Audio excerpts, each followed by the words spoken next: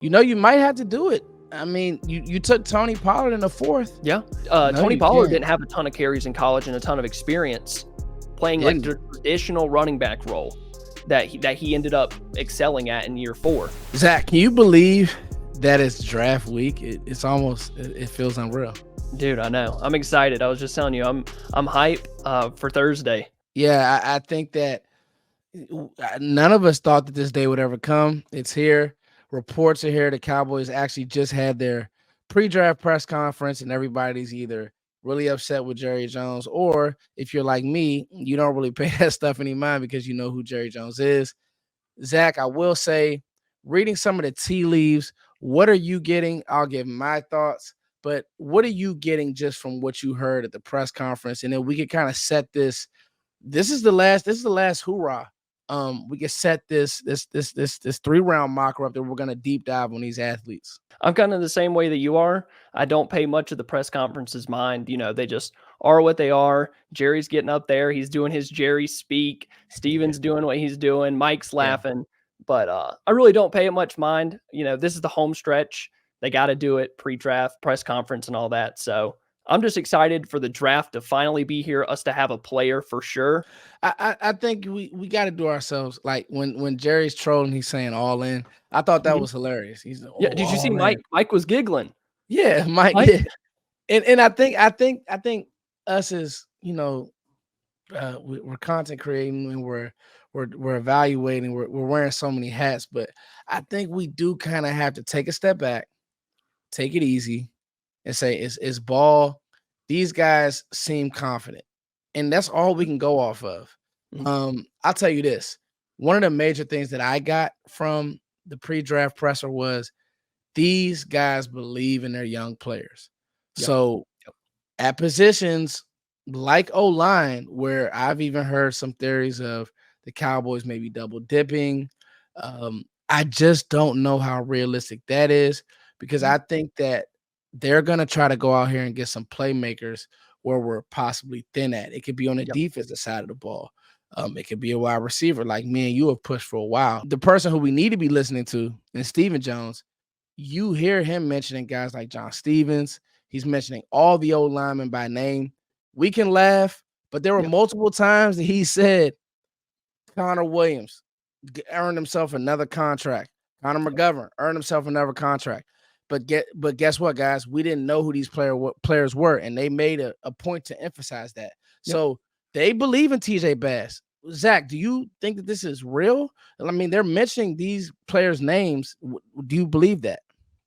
Yeah, I do. Just like you said with Connor McGovern, Connor Williams, like they've done this before. Maybe not to the extent that we're seeing this year with maybe Brock Hoffman at center, TJ Bass at left guard, Tyler Smith at left tackle, but they have bet on young guys before. This wouldn't be the first time.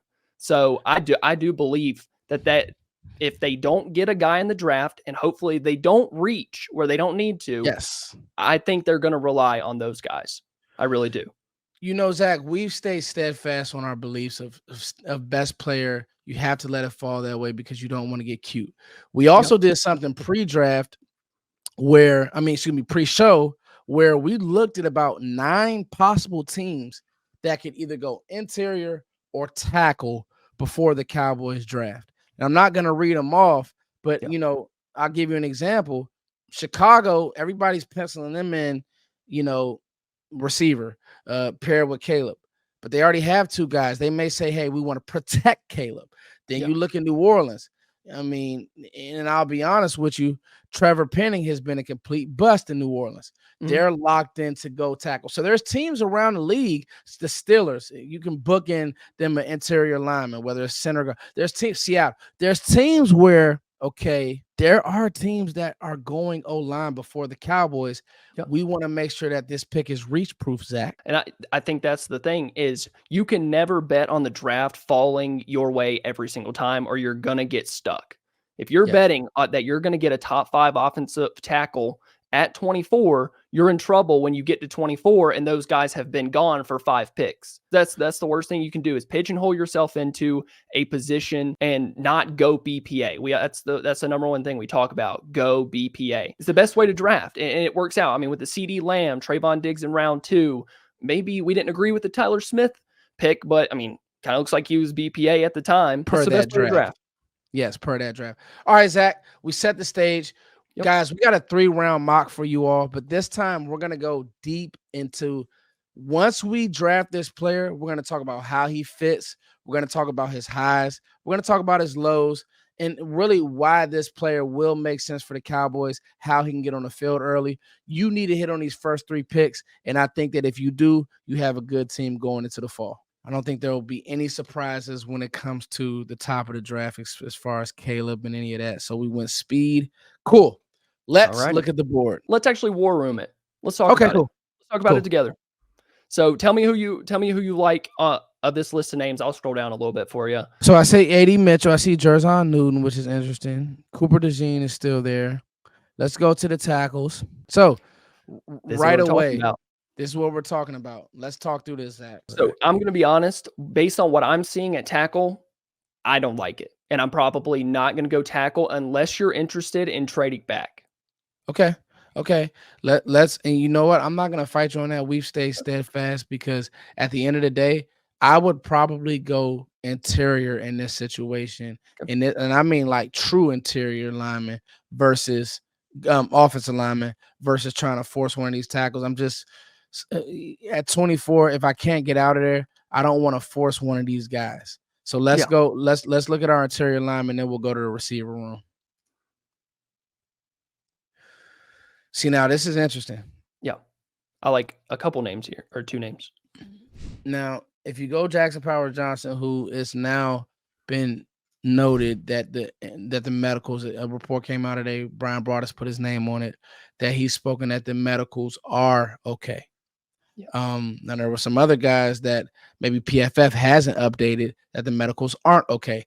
But I would go Jackson Powers Johnson here. And what I'll do is I'll leave TJ Bass at guard. Then we'll kick Tyler Smith to tackle. I like that. I like that a lot, especially if Jackson Powers Johnson is healthy. And this was a guy like early in the draft that we were talking about as maybe being gone before pick 20, maybe top 15. But as the process has gone on, and I don't really think to any reason of his own, and it might be the medical stuff that is scaring a couple people, especially in the media, but he started to slide down to that 24 to 27 range where Dallas is going to be picking. I like Jackson Powers Johnson in round 1. The Cowboys offensive line, the last time I can remember them being super dominant was when Travis Frederick was here. And it's just like, let's get somebody super solid on the interior. Jackson Powers Johnson is a big body that can move people, 328 pounds, I believe. I like Jackson Powers Johnson a lot. Jackson Powers Johnson is the pick. Let's talk about him. Let's go deep. Let's deep dive into him, Zach. So for me, with Jackson Powers Johnson, what he allows you to do is he brings a physical edge that what you're now going to be able to do in the NFC East with those D tackles that you have to play against. People got to remember, you have 3 games in the NFC East of just bulldozing heavyweight fights, D tackles.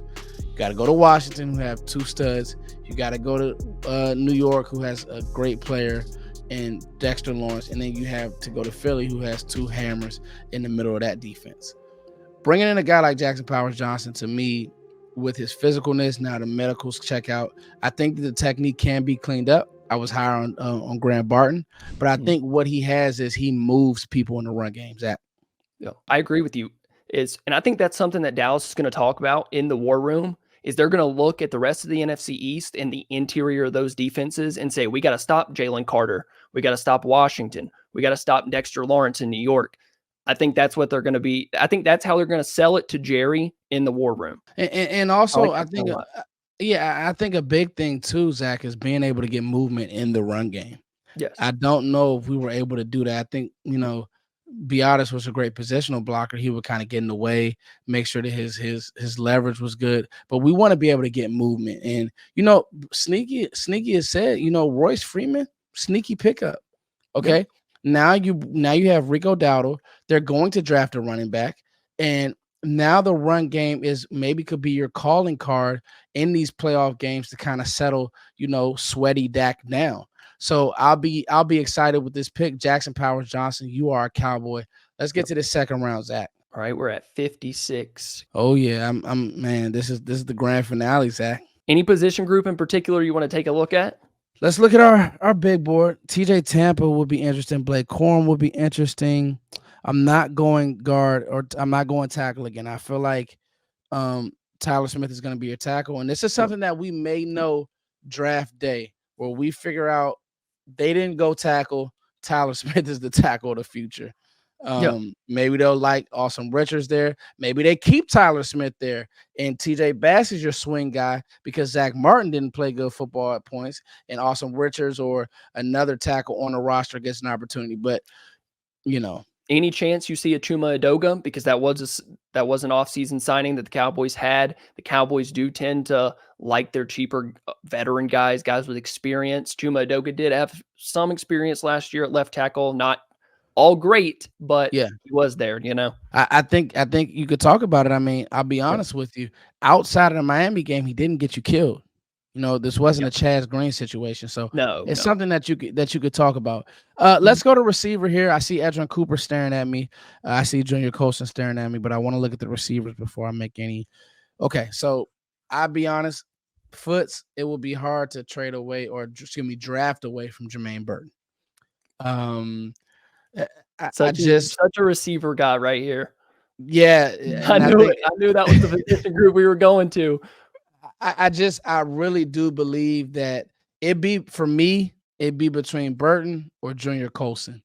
And do we want to give the defense? Do we want to give Zimmer a guy, or do we say, you know what?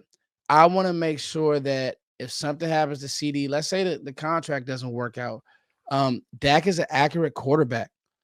Burton did not have an accurate quarterback in college, and Jalen Milroe. I thought it was god awful at times. That film was rough to watch at times. It was hard to analyze. It was, you end breaking balls late.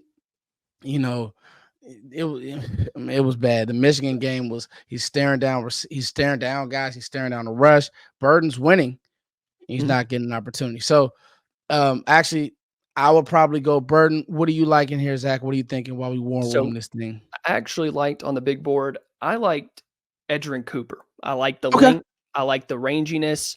Maybe a little. I just like giving Zimmer a piece because he is such a great defensive coordinator. He helped a lot of really great linebackers, Eric Kendricks, throughout his career. But I do agree the Eric Kendricks signing might put the linebacker position off just a little bit. And I don't know if I saw Edgerrin Cooper as my linebacker too. Okay. I have him above Colson. Okay. I have him behind Peyton Wilson. Okay. But we don't know the medicals on Peyton Wilson. Yeah. As far as the medicals go, I have Colson as linebacker 1. You could talk me into Cooper because if nothing else, what now happens is you have a bunch of guys that can run to the football. Yeah. I like the instincts. I like the quick, exceptionally fast, but he pulls the trigger, I thought a bit quicker than Junior Colson did. Now, Junior Colson maybe is more high floor, lower ceiling. Cooper could bottom out. I could see that happening. I'm not going to I like Jermaine Burton as well. And I know we've talked about with the off the field stuff, on the field stuff, the attitude. I'm not going to make you go away from your pick completely, but I do like Cooper. I'm kind of at a crossroads here because I would like a wide receiver. I'm a wide receiver guy too. Yeah. And I think that it's a sneaky need for this team. Brandon Cooks is gone. We've talked about it a ton in this draft stuff. So I just talked myself into Jermaine Burton. And that sounds good with me as the pick. So we're okay with Jermaine Burton because it's crazy. As you were making that point, I said, you know what, I can see Cooper. We just got our run stuff, our run blocking lineman. But I just feel like Jermaine Burton, the talent for me, that untapped potential. And let's make this pick and then we'll talk to him. So we're gonna go Jermaine Burton to pair now with CeeDee Lamb, who I think Burton is one of those guys for me, Zach, before we make our next pick. He's a guy that you could play on the outside. You could play in a slot. You could move him, make him a move guy. He has some after the catch ability. I just think that the Alabama offense really wasn't able to unlock him. And I know the off the field, and I know him going to 10 different schools in 4 years. And I know the crazy incident with him snatching the cell phone. But I just see a guy that if he goes to the right team, he's just going to be a stud. If he goes to the right quarterback, who, Dak Prescott isn't a mentally weak person. So he'll be able to rein Jermaine Burton in. Hey, Jermaine, this is how we do things in Dallas. Hey, Jermaine, I need you to get to this spot. And if Jermaine's worth a nickel, he'll do it. And I think that the talent right now today is greater than Jalen Tolbert. Yeah, I think that, you don't have plans for Brandon Cooks in the future. So I believe that you better have somebody else catching passes when teams do want to take away Jake Ferguson and when teams do want to take away CeeDee Lamb. I love the Jermaine Burton pick. And you made a great point about the Cowboys.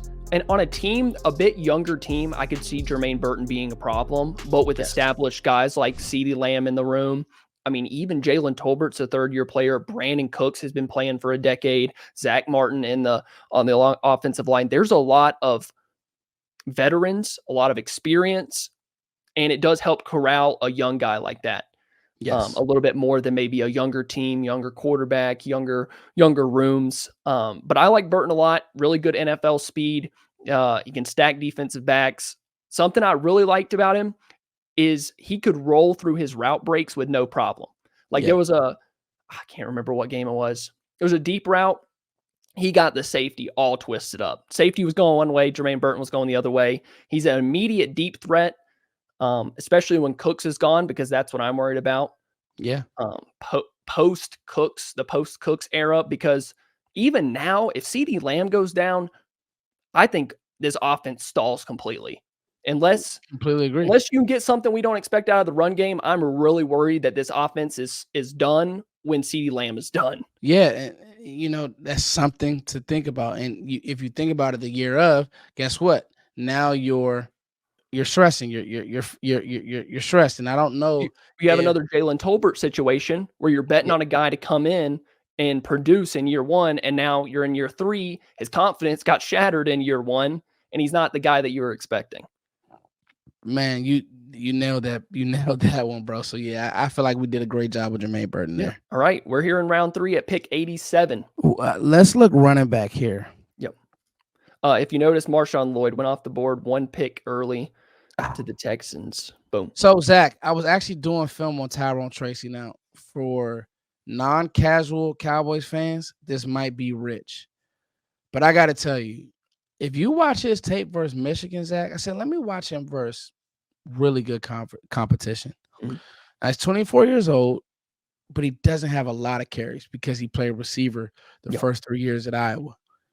I got to tell you, man, paired with two kind of hammerheads in Rico Dowdle and Royce Freeman, I wouldn't be mad at Tyrone Tracy. I think that the size is there. The fact that he ran the decent, what was it, a 4.5 or 4.49 40, it was like really good 40.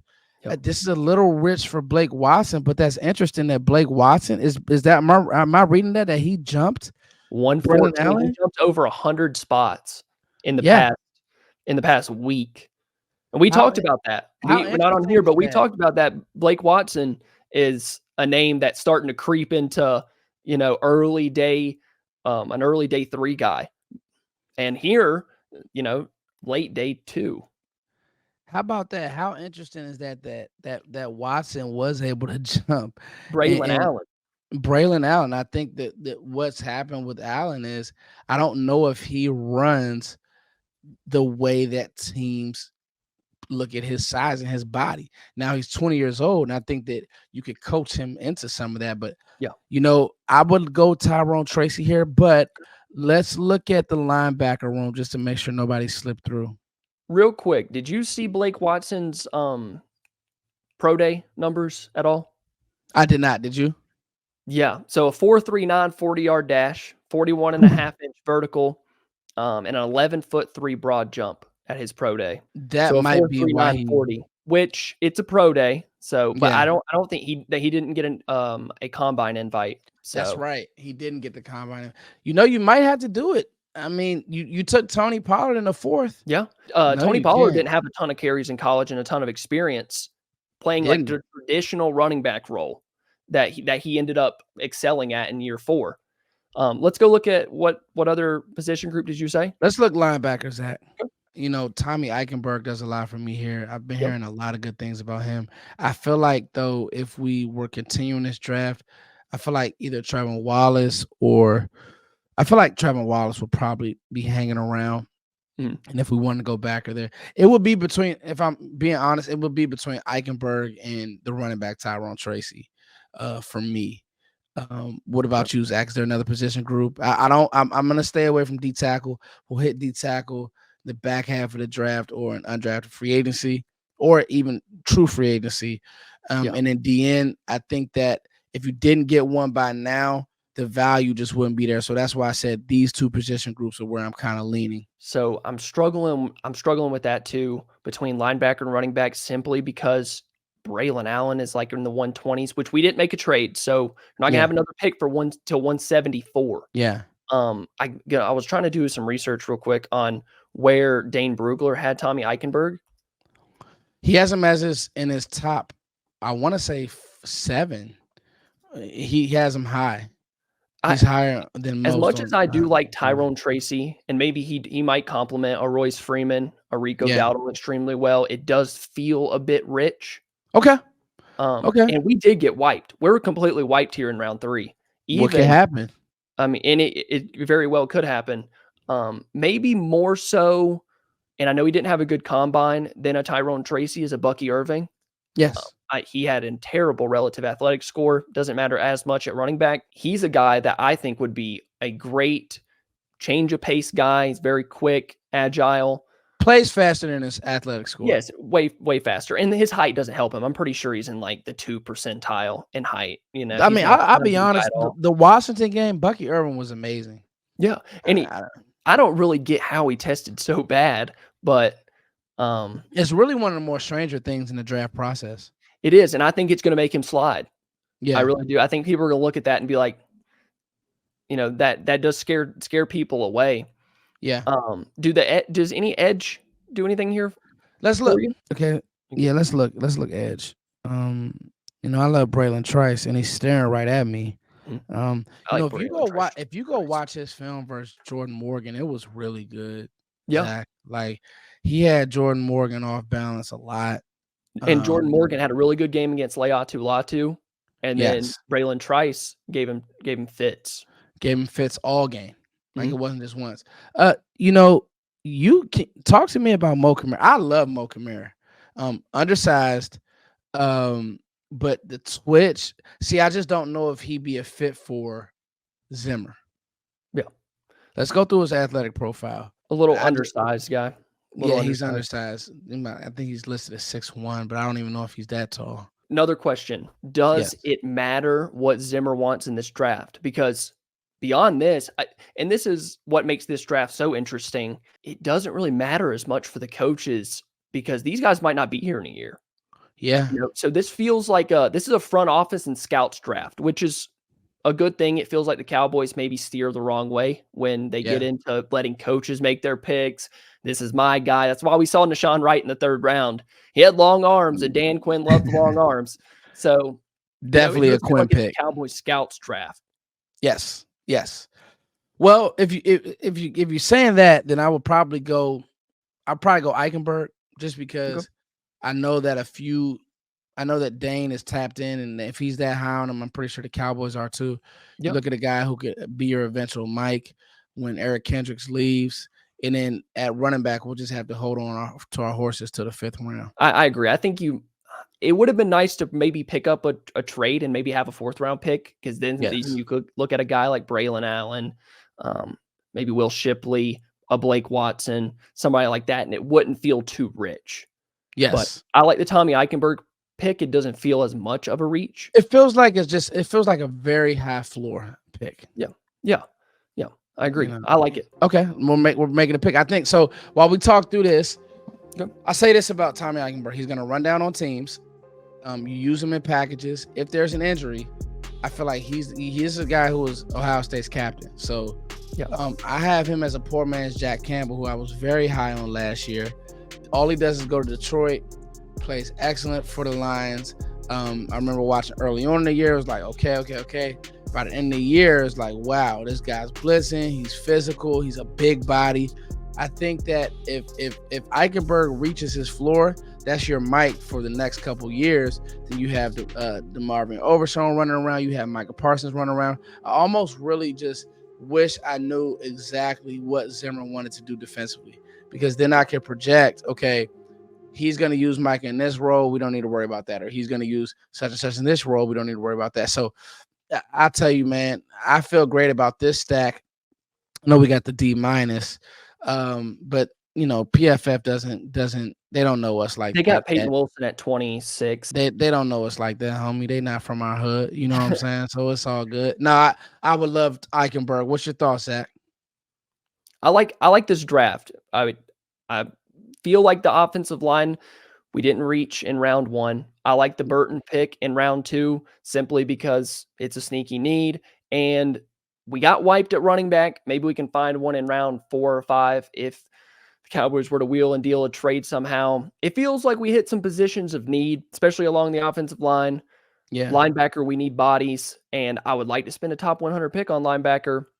Yeah. And then the Jermaine Burton pick I like as well. Yeah, I think that we'll have to wait for running back. I think that we will end up getting a guy later in the draft. But right here, you got eventual starters and true guys who are good. So I would call this a starter and 2 contributors. And that will end up being starters, because I think that Burton, he's just going to be hard to keep off the field with the athleticism and the way that he can run routes. When he pops, his route running, it pops, Zach. Yeah. And so he's going to be hard to keep off the field. And I think that Eichenberg is the same way, played a lot of big time football.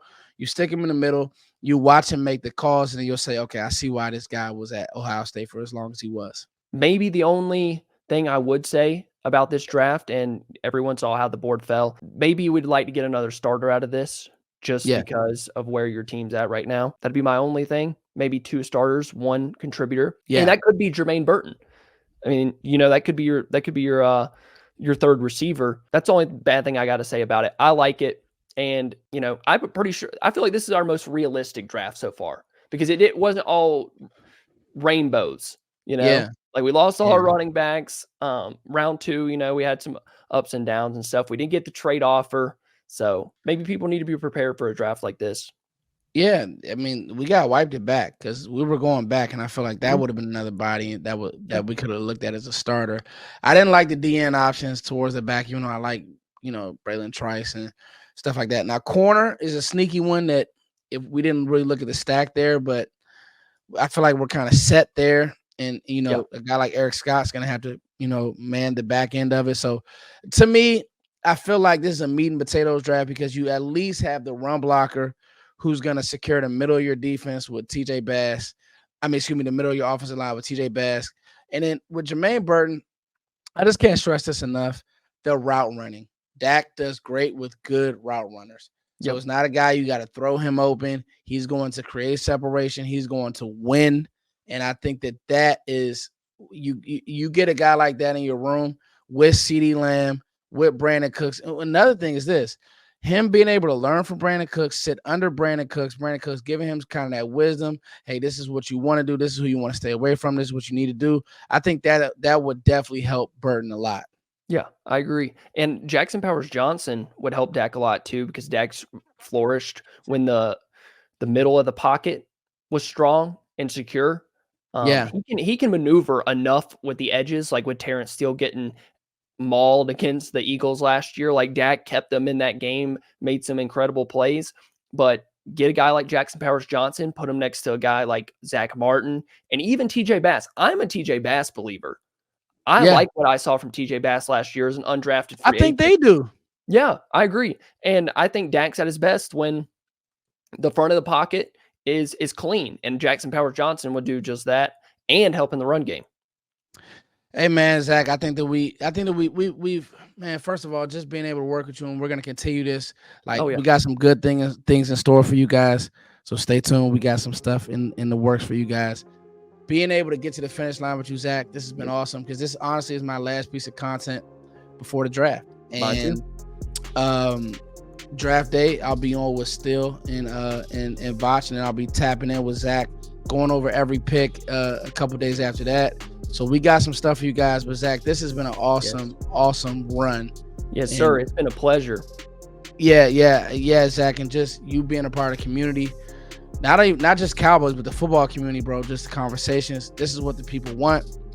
And so, guys, I want you to give your parting shot, Zach. But I'm gonna say this, Nation, whoever we draft, let's just see the pick through. Zach, you got the floor.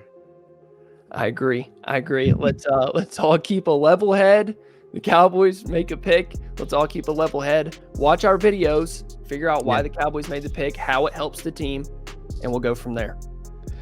All right, man. It's your boy Foots for Zach. Thanks, man. You guys, thank you for sticking with us. This is our final mock draft, our final piece of content. And listen, in about 48 hours, we'll have a new Cowboy. In about 72 to whatever the number of hours is, we'll have a new team. Because once you get the undrafted free agents and all of that in, the Cowboys really do have a new team. So, signing out. Peace.